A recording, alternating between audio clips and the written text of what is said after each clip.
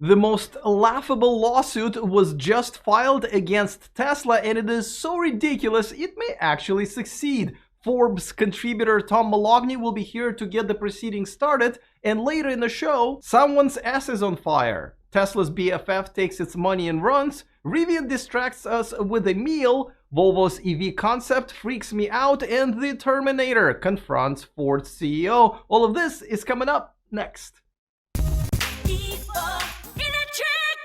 Being one of the first Tesla adopters back in 2012, I've seen a good number of people sue Tesla and be sued by Tesla. But this lawsuit that was just filed against them tops most of them because not only it's ridiculous, it can actually succeed. Now, we are all used to ridiculous lawsuits, from the famous case of the 79-year-old Stella Liebeck, who has won a $3 million lawsuit against McDonald's for spilling her coffee on her lap while having the cup between her knees and removing the lid to add cream and sugar, to Zhongfeng, who, get this, successfully sued his wife for giving a birth to an ugly baby. That's right, his wife had to pay him over 120,000 American dollars because she indeed had so much plastic surgery before they've met that she no longer looked like herself or her baby. Now, I'm not calling that particular baby who you just saw ugly. I'm just saying this is the only footage that we found on the internet that was free, and unlike Tesla, we don't like to be sued. Alright, so this one Tesla owner, let's call him Kevin, mainly because that's his real name. So Kevin has filed a lawsuit claiming that Tesla should not charge idle fees at the superchargers if a car came with a free unlimited supercharging. Now, at this point, my lawyer wants you to know that I am not a lawyer, but you know who is? Kevin. That's right, it's true, the guy who filed the lawsuit is an attorney. In case if you don't know what the idle fees are, you either don't own a Tesla or you do, but you eat and pee very, very fast. So the idle fees were introduced back in December of 2016 when supercharger locations became crowded, and to discourage people from leaving their cars in their spots for a long time, even after they were done charging, Tesla started collecting a fee for every minute that the car was sitting at the supercharger stall, not charging, but with a 5-minute grace period. Here in the United States, the idle fee is 50 cents per minute, but only if the location is at least half full, and it is doubled, which is $1 per minute, if all stalls are taken. Sounds pretty reasonable? Not to Kevin, who claims in his lawsuit that Tesla misled its buyers, promising the free supercharging just to start collecting a supercharger idle fee, which I guess its official name, for being at a supercharger. Now, granted, Tesla is not great at naming their products and services. From the Model S, which reads models when hashtagged on social media, which I'm sure has led to many kitchen fights, honey, I don't know what the picture of this 22-year-old bikini model doing on my phone. I was searching for Black Model S. Where are you going?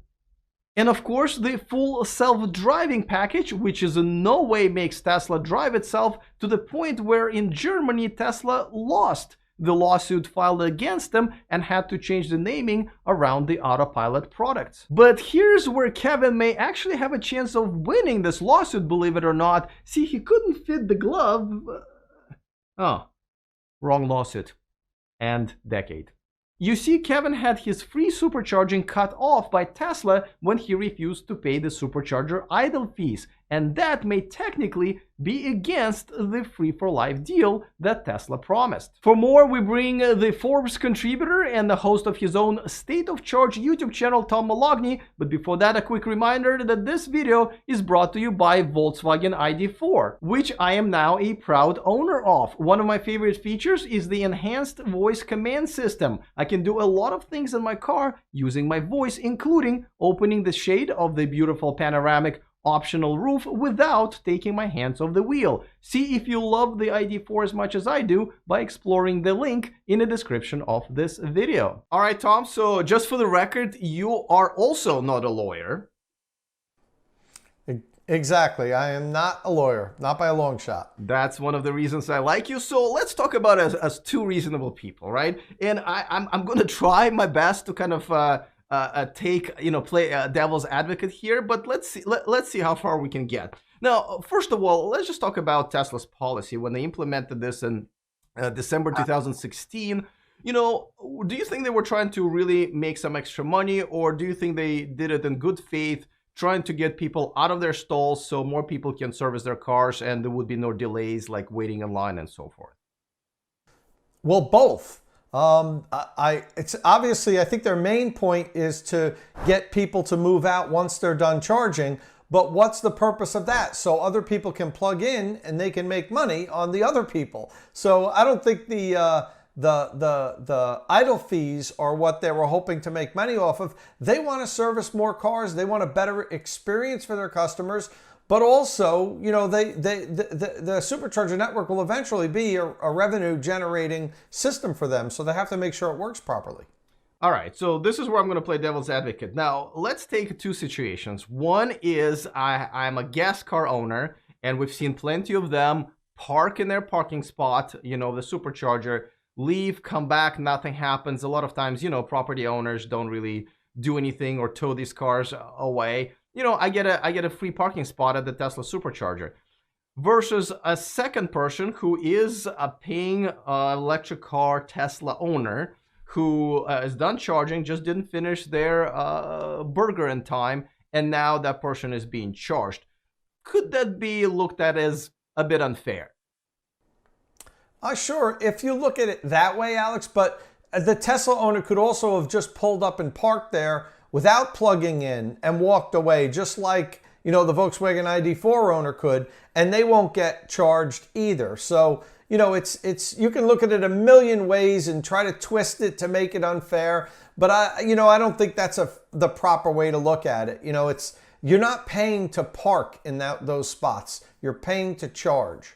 Right. Now, there are two parts of that lawsuit, and I think, let's see if we agree on the first one is, you know, this guy's claiming that, you know, charging the supercharger fee shouldn't be there at all because he paid for the free supercharging. Do we agree that that's a stretch? Yeah, we do. That's definitely a stretch. As I just said, it was free to supercharge. It wasn't free to just remain there and parking as long as you want. Once your car finishes supercharging, you're no longer supercharging. Now you're just parking. And that's not covered. There's not free supercharging and free parking for life. Now, you know, I've read the whole lawsuit, and a lot of it is kind of whining about this, but there's a second part that actually he might have a case, and let me know if you agree. So he's basically saying, listen, we're disputing this idle fees. And, you know, obviously we can all think it's ridiculous, but until court rules on it, it's still in dispute. Now he's saying, like, while we're disputing this, you can't take that service of free supercharging away from me, because that's what they did. Once he stopped paying the idle fees, he said, well, no more free supercharging. Does he have a case there?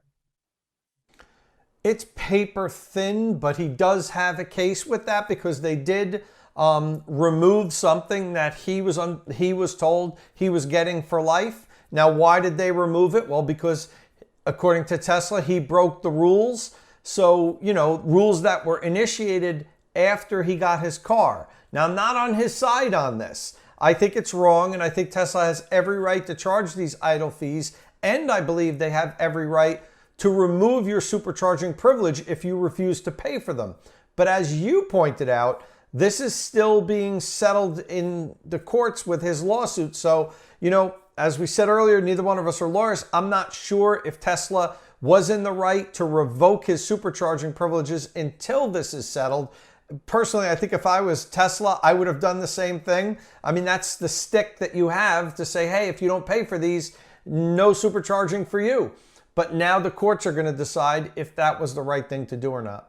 Don't forget to subscribe to Tom's channel with absolutely no legal opinion there either. I put the link to it in the description of this video. Let's move on to the next sizzling story of the week. A brand new Tesla Model S Plaid has caught on fire this week. What's worse, the driver was inside the car driving, but luckily managed to escape unharmed. What didn't manage to escape unharmed was the irony, because the driver was Bart Smith, an executive at one of Tesla's biggest investors with over $1 billion in Tesla shares. It took an hour and a half for the fire department to put the fire out, but it will take longer to curb all of the media reactions to it. If Tesla only had one of those handy PR departments to put out that fire. But if you thought this was the only time this week when one of Tesla's major investors was reconsidering their choices, guess again. Panasonic, one of Tesla's biggest and most loyal investors since 2010, has sold its entire stake in Tesla, now worth $3.6 billion. When Panasonic acquired those shares back in 2010, they were worth just $30 million. From $30 million to $3.6 billion, that's carryover a lot.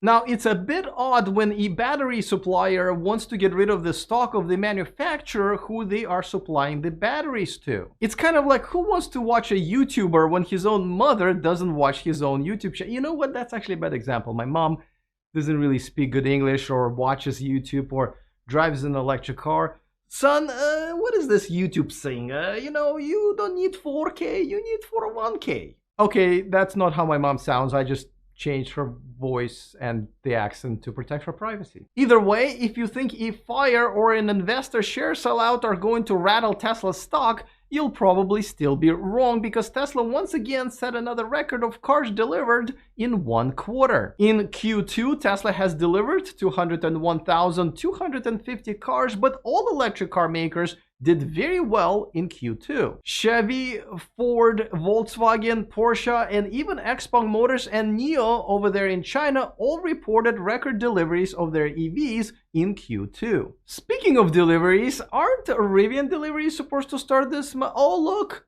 A shiny portable kitchen. Yes, the long-awaited deliveries are supposed to start this month for Rivian, but their CEO RJ Scaringe went on Twitter to once again showcase the awesome portable kitchen in the R1T. You could also see some Amazon delivery vans in the background as well, but hopefully what Rivian is really cooking up is an awesome delivery launch. This week, Volvo has unveiled its concept recharge EV. This is what Volvo is hoping to transition to in the next few years. Whoa, that reminds me of one of those Discovery Channel specials on whales, you know, when the camera swims next to one and all of a sudden you see this big eye open up in your face.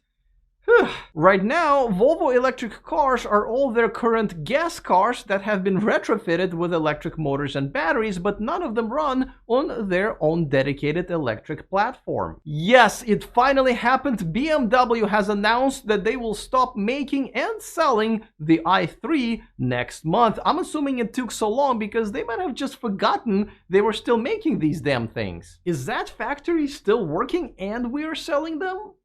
Damn.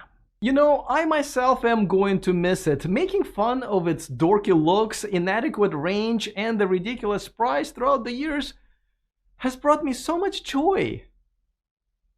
The i3 will yield the floor to the existing iX3 and the upcoming iX and the i4, which go in production this year. The movie superstar and our former governor here in California, Arnold Schwarzenegger, has gotten a little nasty with the Ford CEO Jim Farley at the Austrian World Summit. Watch Arnold whip out his best I told you so / humble brag acting skills right here. As you remember, when I was governor, we had an all-out war with the car manufacturers from all over the world because they hated our new tailpipe emission standards.